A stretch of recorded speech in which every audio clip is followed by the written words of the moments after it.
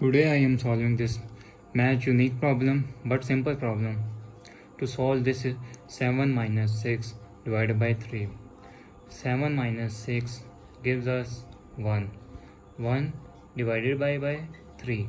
1 divided by 3 gives us 1 by 3 answer, but this is not a answer.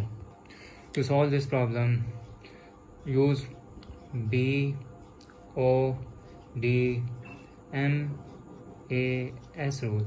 B stand for bracket, O stand for order, D stand for division, M stand for multiplication, A stand for addition, S stand for subtraction.